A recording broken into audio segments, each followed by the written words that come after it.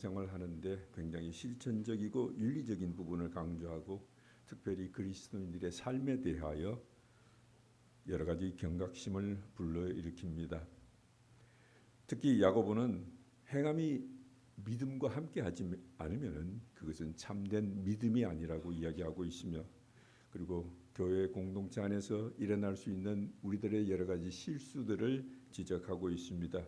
그 가운데 특별히 차별과 편견의 문제를 다루었고요. 그리고 이제 우리가 행함으로 믿음을 온전케 한다고 했습니다. 이제 오늘의 주제는 우리들에게 가장 중요한 혀를 이야기하고 있습니다. 말을 이야기하고 있습니다. 우리들의 언어를 이야기하고 있습니다. 하나님께서는 우리에게 많은 지체를 주셨습니다. 그 가운데 아주 작지만은 가장 큰 영향력을 가지고 있는 것이 바로 혀, 바로 우리의 말입니다. 그래서 잠언 18장 21절에서는 극단적으로 이렇게 표현하고 있습니다. 죽고 사는 것이 혀의 힘에 달렸나니. 참 이 혀의 움직임에 따라서 인생의 여러 가지 고비를 넘기기도 하고, 이 혀가 만드는 말 때문에 우리가 실패의 자리에 이르기도 합니다. 또한 이 혀는 나의 인생을 좌우할 뿐만 아니고 그 말을 듣는 사람의 인생도 아주 크게 좌우하는 영향력이 있습니다. 한마디 말이 사람을 살릴 수도 있고 죽일 수도 있다는 것입니다. 격려나 위로의 말 한마디가 낙심한 사람을 다시 일으켜 세워서 소망을 갖고 일어날 수 있게도 해줍니다. 그러나 반대로 상처 주는 한마디가 평생 지워지지 않는 굴레로 그 사람을 억누르기도 합니다. 지중해 한 나라인 모로코의 속담이 있습니다. 아주 독특합니다. 칼에 베인 상처는 시간이 지나면 아물지만은 말, 즉 혀 때문에 베인 상처는 평생 남아있는다고 합니다. 이렇게 말은 우리가 쉽게 하고 듣지만은 그 결과는 엄청난 것을 말하고 있습니다. 가정이 서로 주고받는 따뜻한 말 한마디 때문에 행복해지기도 합니다.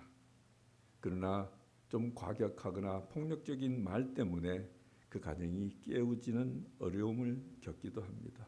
교회도 마찬가지입니다. 말 때문에 서로 단결하여 교회를 부흥시키기도 하지만은 말 때문에 서로 반목하여 분열하기도 합니다. 가장 제가 본 어리석은 결과는 교회가 조금 크게 되면 이제 강례상 옆에다가 피아노를 놓는 경우가 있습니다. 한쪽에서는 피아노가 오른쪽에 가야 된다. 한쪽에서는 피아노가 왼쪽에 가야 된다. 본질하고는 관계없는 이야기입니다. 그러나 그 본질보다는 그 다른 의견을 조율하는 과정에서 서로 주고받는 말 때문에 불씨가 되어서 결국은 그 교회가 둘로 찢어졌습니다. 그래서 주위 사람들은 이야기합니다. 친구들에게, 야, 이 친구 너는 왼쪽 파냐? 너는 오른쪽 파냐? 참 답답합니다. 이렇게 본질보다는 우리가 말 때문에 너무나 혹독한 결과를 볼 수 있습니다. 그래서 오늘의 야고보서는 이렇게 말합니다. 성숙한 신앙을 잴 수 있는, 가늠할 수 있는 척도 중에 하나가 바로 혀를 얼마나 다스리느냐에 달려 있다고 합니다. 야고보서는 먼저 말의 영향력을 이렇게 설명합니다. 1절에서 선생된 우리가 더 큰 심판을 받으리라고 말합니다. 왜 그렇습니까? 자신을 포함해서 가르치는 자리에 있는 사람은 더 큰 영향력을 주기 때문입니다. 그러나 이것은 목회자나 교사에게만 해당되는 말씀은 아닙니다. 또한 부모의 말은 자녀에게 결정적인 영향을 줍니다. 남편과 아내의 말은 서로에게 영향을 줍니다. 그리고 폭력적인 언어는 그 가정의 분위기를 일순간에 얼어붙게 합니다. 특히 부부 사이에 이렇게 과격한 말을, 폭력적인 말을 주고받으면 그 자녀들에게는 돌이킬 수 없는, 평생 끌고 가야 하는 깊은 상처를 줍니다. 이 성도의 말은 교회에서도 큰 영향을 줍니다. 특별히 초신자들이나 처음 그 교회에 출석하기 시작한 분들에게는 정말 조심해서 말을 해야 합니다. 야고보서는 이어서 세 가지 비유를 사용하며 말의 중요함을 강조합니다. 말은 마치 힘차게 달리는 말의 제갈과 같다고 합니다. 센 힘을 가지고 힘차게 달리고 있는 말도 그 작은 끈 끝에 매여 있는 제갈 하나로 방향을 조절합니다. 또한 큰 배의 키와 같다고 합니다. 그 거대한 배도 아주 작은 키에 의해서 방향이 결정됩니다. 우리가 흔히 생각하기에는 배의 방향이 뭐가 그렇게 중요할까? 이렇게 천천히 돌아가는 그 모습 같지만은 특별히 풍랑을 만났을 때 이 배의 방향은 굉장히 중요합니다. 그 파도를 어떻게 받느냐에 따라서 그 배가 넘어질 수도 있고 자초할 수도 있습니다. 그래서 이 배에게 있어서 방향을 결정하는 것은 정말 중요하고 생명과도 직결됩니다. 그리고 작은 불씨와 같다고 또 야고보는 비유하고 있습니다. 여러분들 잘 아시는 대로 조그마한 담배꽁초 하나 아니면 작은 불씨 하나가 너무나 많은 산들을 태우기도 합니다. 이 세 가지 비유는 작은 혀가 그 말을 듣는 사람의 인생 전체를 바꿀 수 있는 결정적인 역할을 할 수 있다고 야고보가 이야기하고 있습니다.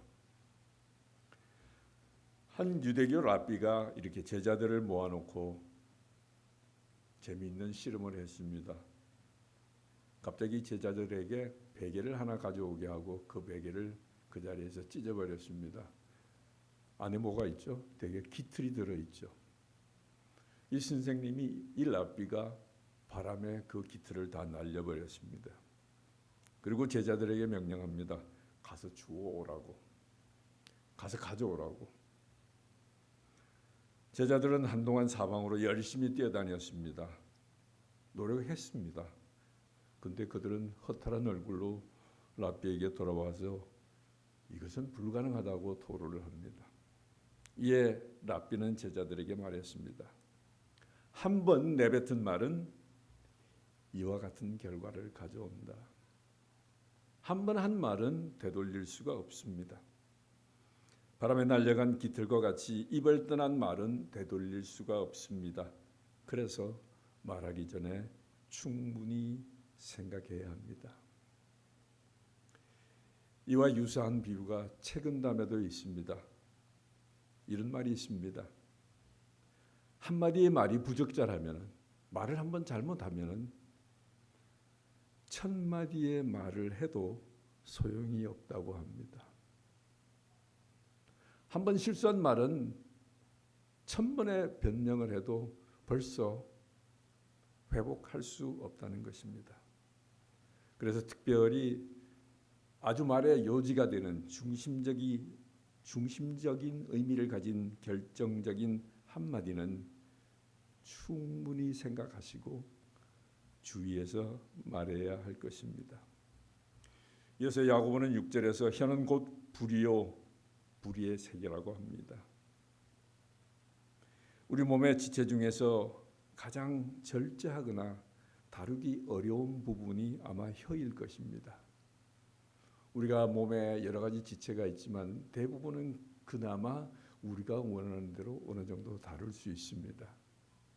그러나 말은 우리가 훈련하고 준비하지 않으면은 생각이 덜 끝났는데 벌써 말이 나가버렸습니다. 그래서 혀는 불과 같다고 합니다. 불은 잘 사용하면 아주 유익합니다. 사실 이 불이 인류 문화에 기여한 것은 너무나도 지대합니다. 어쩌면은 불이 없었다면 우리는 지금도 산속에서 사냥하고 살고 있을지도 모릅니다. 불이 없었으면은 우리 인류 문명에 아무것도 만들어낼 수 없습니다. 인류가 도구를 만들고 금속을 다루며 에너지를 활용하는 이 모든 것들의 출발이 불이었습니다. 그러나 이렇게 유익한 불이 통제되지 않으면은 결과는 여러분들 잘 아시죠? 말도 이와 같습니다. 좋은 말은, 유익한 말은 사람을 살립니다. 그러나 나쁜 말은 사람을 무너뜨리게 됩니다. 특별히 우리가 유의해야 될 말들은 분노의 말입니다. 이 분노의 말은 내가 분노하여 말을 하기 시작하면 나 스스로가 더 분노해지고 그 분노가 또 더 극한 말을 만들어내고 계속 이렇게 쳇바퀴 돌듯이 점점 더 증가하게 됩니다. 험담도 마찬가지입니다. 험담을 하기 시작하면은 별게 다 보기 싫어지고 별게 다 미움의 대상이 됩니다. 거짓말은 어떻습니까? 특별히 부부 사이에, 친한 친구 사이에서 아주 작은 거짓말 하나가 결국은 아주 큰 거짓말로 변하는 경우 우리 많이 봅니다. 어제 너 뭐 했어? 순간적으로 거짓말을 했습니다. 그 거짓말을 정당화시키기 위해서 점점 더 큰 거짓말을 해서 결국은 아주 큰 피해를 서로 주고받게 됩니다. 잠언 15장 1절의 말씀입니다. 유순한 대답은 분노를 쉬게 하여도 과격한 말은 노를 격동한다고 했습니다. 피차간의 피해를 주는 것입니다. 이렇게 비난과 정죄의 말은 큰 상처와 문제를 남기게 됩니다. 8절에서 야고보는 이렇게 합니다. 혀는 능히 길들일 사람이 없나니. 참 곤혹스럽게도 우리 인간 스스로의 힘으로는 이 혀를 절제할 수가, 다스릴 수가 없습니다. 왜냐하면은 말을 잘못하는 문제는 입이나 혀의 문제가 아닙니다. 그 근본적인 원인은 마음의 문제이기 때문입니다. 예수님께서도 마태복음 12장 34절에서 여기에 대해서 언급하셨습니다. 마음에 가득한 것을 입으로 말하느니라. 말을 바꾸어서 순화시키려 한다면은 먼저 마음을 순화시켜야 합니다. 혀를 길들이고 싶으시면 먼저 마음을 제어할 수 있어야 합니다. 간혹 주위에 그런 사람들이 있습니다. 온갖 일을 다 저질러 놓고 시간이 좀 지나고 이제 좀 가라앉고 나면 이렇게 말합니다. 그때는 내 마음을 나도 몰랐어. 내 마음 나도 어떻게 할 수 없었어. 라고 하는 사람이 있습니다. 이런 분들은 정말 그 상태로는 혀를 길들이기 어려우실 겁니다. 만약에 혀를 잘 우리가 제어한다면 하나님께서 축복하시겠다고 약속하셨습니다. 잠언 21장 23절에 그 말씀이 있습니다. 입과 혀를 지키는 자는 그 영혼을 환난에서 보전하느니라. 입과 혀를 잘 지키면 우리가 환난을 당하지 않을 것이라는 하나님의 약속입니다. 아마 여러분들 곰곰이 앉아서 생각해 보세요. 아마 여러분들이 겪는 많은 고초는 그 말 한마디 잘못한 것 때문에 벌어질 수도 있습니다. 이렇게 혀를 길들이는 자에게는 환난을 면할 축복을 약속하셨습니다. 우리 영혼을 환난으로부터 지키려면 우리는 먼저 혀를 지켜야 할 것입니다. 그러나 그 혀를 지키기 위해서는 먼저 우리 마음을 지킬 수 있어야 할 것입니다. 또 9절의 말씀입니다. 이것으로 우리가 주 아버지를 찬송하고 또 이것으로 하나님의 형상대로 지음을 받은 사람을 저주하나니. 한 입으로 하나님을 찬양하고 찬송하고 주일날 이렇게 돌아가서 집에 가서는 남편이 될 수도 있고 아내가 될 수도 있고 아니면 자녀가 될 수도 있습니다. 그 똑같은 입으로 하나님의 피조물인 하나님을 닮게 만들어진 그 사람을 향해서 좋지 않는 말을 할 때가 있습니다. 이것이 바로 야고보가 지적하는 우리들의 모순된 행위입니다. 교회에서는 은혜로운 말을 하지만은 밖에서는 비난과 불평을 합니다. 이를 보고 야고보는 아주 신랄하게 비판합니다. 내 형제들아, 이것이 마땅하지 아니하니라. 하나님을 사랑한다면은 하나님의 형상대로 지음받은 나의 이웃도 존중하고 사랑해야 합니다. 하나님을 찬양하는 입술은 사람을 축복하는 입술로 사용되어야 할 것입니다. 이제 이 시간 잠시 자기 자신을 한번 돌아보시기 바랍니다. 나는 집에서 어떤 종류의 말을 하고 있는가? 어떤 단어들을 사용하고 있는가? 요즘은 그렇지 않은 것 같은데 저희가 어릴 때만 하더라도 부모들이 쉽게 입에 담고 아이들에게 하는 말이 있죠. 이 망할 놈, 이 죽일 놈. 참 제가 입에 담기도 좀 부끄럽습니다만은 우리는 그런 환경 속에서 자랐습니다. 지금 부모님들은 그렇지 않으시죠. 언어를 순화해야 합니다. 또한 한번 생각해 보시기 바랍니다. 내 배우자는 내 말 때문에 힘을 얻어서 살아가고 있는가? 아니면 내 말 한마디에 내 배우자가, 반려자가 상처를 입고 있는가? 사람들이 화가 나고 마음의 상처를 입는 경우는 대부분의 경우는 그 마음속에 기대치가 있기 때문입니다. 상대가 나에게 최소한 이런 말을 하지 않을 거라는 기대가 있습니다. 특히 친한 관계일수록 단어 선택에 주의하고 말을 사려 깊게 해야 합니다. 우리가 그 기대치를 넘어서게 되면 그 말로 인해서 상처를 입을 수밖에 없습니다. 내 자녀는 어떻습니까? 내 말 때문에 위로와 용기를 받고 열심히 공부하고 살아가고 있느냐? 아니면 내 말로 인해서 실망하고 낙심의 자리로 떨어지게 되는가? 교회 안에서는 어떻습니까? 특별히 아까도 말씀드렸지만은 처음 교회 출석하시는 분 초심자들에게 말을 조심해야 합니다. 우리는 그 사람을 세우는 말을 주고 받아야 할 것입니다. 이제 야고보는 이어서 자연 현상의 예를 들면서 성도의 말은 점점 더 변화되고 성화되어야 한다고 합니다. 샘이 아침에는 좋은 물, 저녁에는 쓴 물을 낼 수는 없겠죠. 교회 안에서는 단물, 바깥에 나가면 쓴 물. 여기서 쓴 물이라는 것은 독이 있는 물을 말합니다. 사람을 해하는 물을 말합니다. 무화과나무가 올해는 무화과나무 열매, 내년에는 감람나무 열매를 맺을 수는 없습니다. 나무의 뿌리가 그 열매를 결정합니다. 선한 뿌리에서 결코 악한 열매를 맺을 수는 없습니다. 이와 마찬가지로 우리도 예수 믿고 의인이 되었다면은 이제 예수님을 닮아가려고 노력한다면은 우리도 차츰차츰 변화되는 말을 해야 합니다. 물론 우리가 완전할 수는 없습니다. 실수할 때도 있습니다. 그러나 실수를 할 때마다 깨달아가면서 회개하면서 지속적인 변화가 있어야 할 것입니다. 예수님을 믿고 성령께서 우리 안에 계시면 우리의 언어와 행실도 달라져야 할 것입니다. 비난보다는 격려가 많아야 할 것입니다.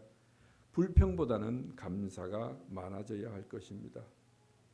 특별히 이 비난과 불평하는 습관은 전염성이 있습니다. 우리 교인 한 20여 명이 되지만은 만약에 한두 번이 불평을 시작하면은 비난을 시작하면은 그 20명에게 다 전달이 됩니다. 정죄보다 사랑이 많아져야 할 것입니다.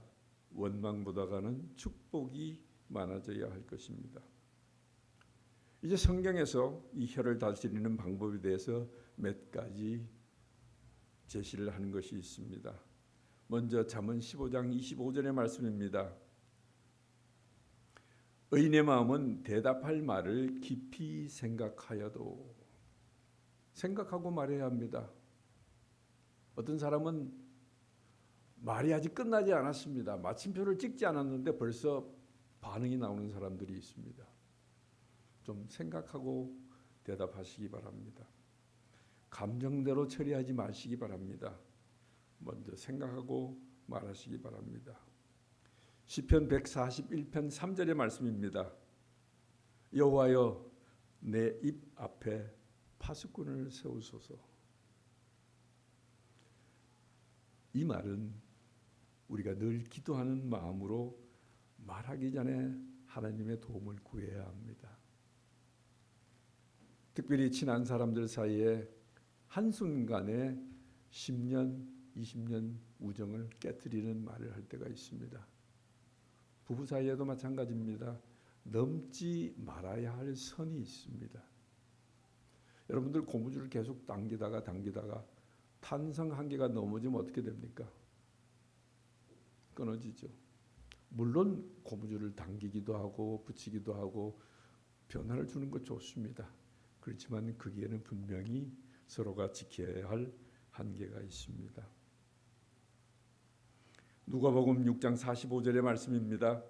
선한 사람은 마음에 쌓은 선에서 선을 만들어내고 악한 사람은 그 쌓은 악에서 악을 내나니 이는 마음에 가득한 것을 입으로 말함이니라.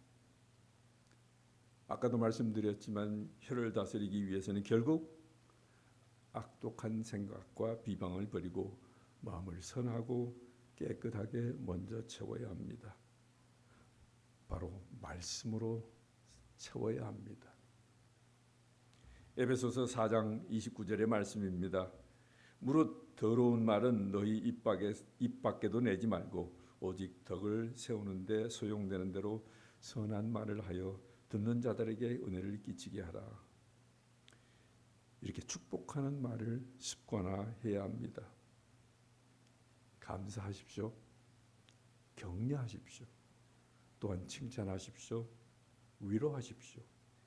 이런 표현이 성도가 덕을 세우기 위해 사용할 언어입니다.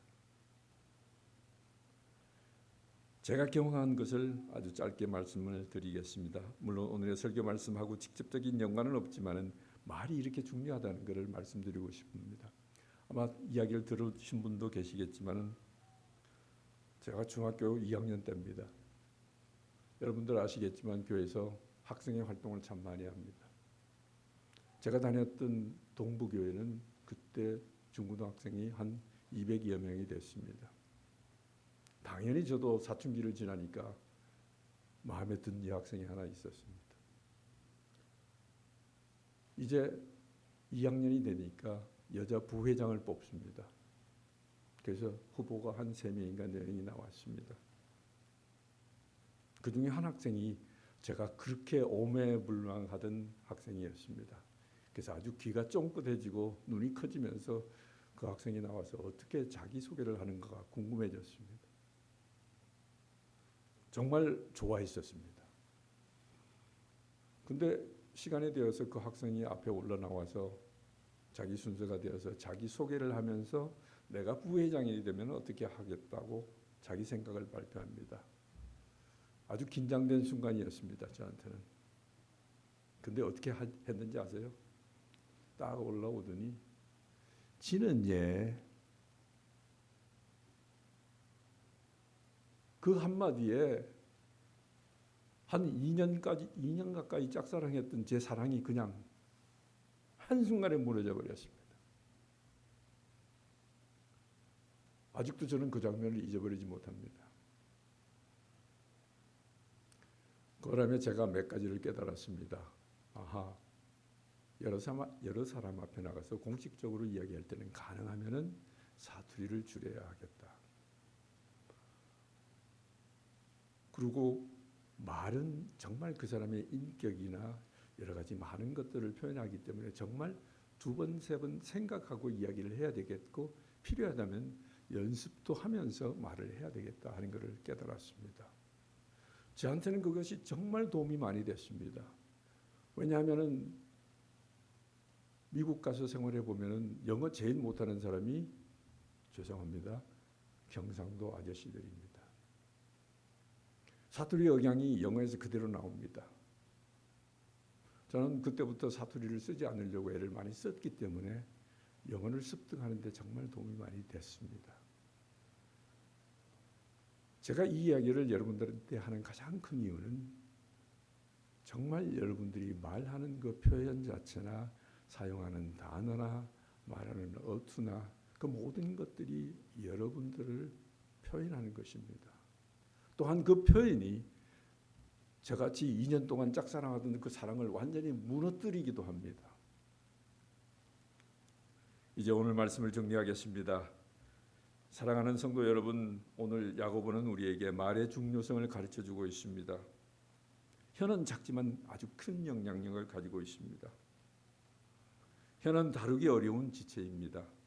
그래서 조심해야 하며 혀를 다루는 훈련이 필요합니다. 바로 성령의 도움을 구해야 합니다. 찬송과 저주가 한 입으로 나올 수는 없습니다. 우리가 찬송을 한다면은 저주보다는 축복의 말을 해야 될 것입니다. 그리고 만약에 내가 변화되기 시작했다면은, 말씀으로 변화되었다면은 내 입으로도 변화된 말이 나와야 합니다. 우리 입술이 이웃에게 상처 주는 입술이 아니라 이웃의 실망이나 어려움을 치유하는 입술이 되기를 바랍니다. 우리의 말이 사람을 넘어뜨리는 말이 아니라 세워주는 말이 되기를 바랍니다. 우리의 혀가 통제되지 않은 불같이 모든 것을 불태울 것이 아니라 통제되어서 축복의 통로가 되기를 바랍니다. 주님께서 우리의 입술을 주장하시고 사용하셔서 하나님의 영광을 나타내는 성도들이 되시기를 주님의 이름으로 축원합니다. 아멘. 기도드리겠습니다. 사랑의 하나님 아버지, 우리에게 축복을 말할 수 있는 입술을 주셨지만 때로는 우리의 혀로 다른 사람에게 상처를 주었음을 이 시간 고백드립니다. 주님, 우리의 입술을 깨끗하게 하시고 성령께서 다스려 주시옵소서. 비난보다 격려를 말하게 하시고 원망보다 감사를 말하게 하시며 저주보다는 축복을 말하게 하여 주시옵소서. 우리의 가정과 교회가 사랑의 말, 위로의 말, 생명의 말로 가득하게 하시고 우리의 언어를 통해 예수 그리스도의 향기가 나타나게 도와주시옵소서. 예수님의 이름으로 기도드립니다. 아멘. 찬송가 516장 같이 부르시겠습니다.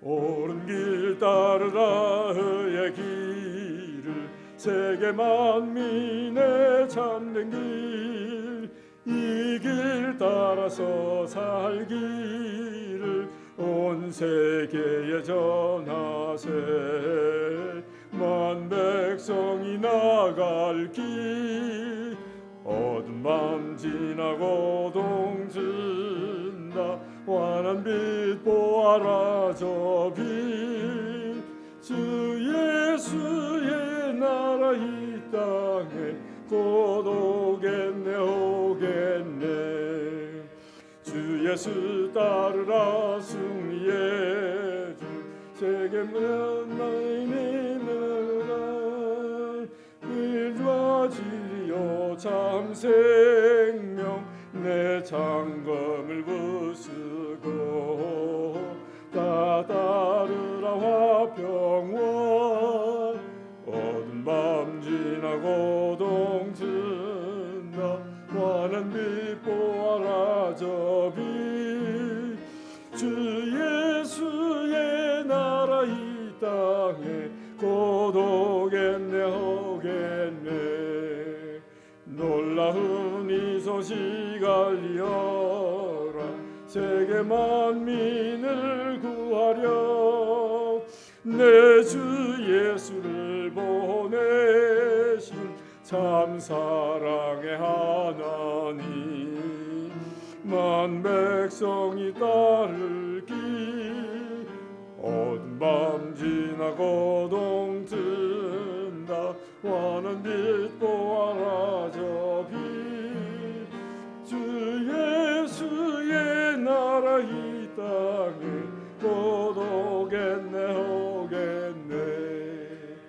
오는 길 헤치고 찾아온 길 많은 백성을 구한 길 모두 나와서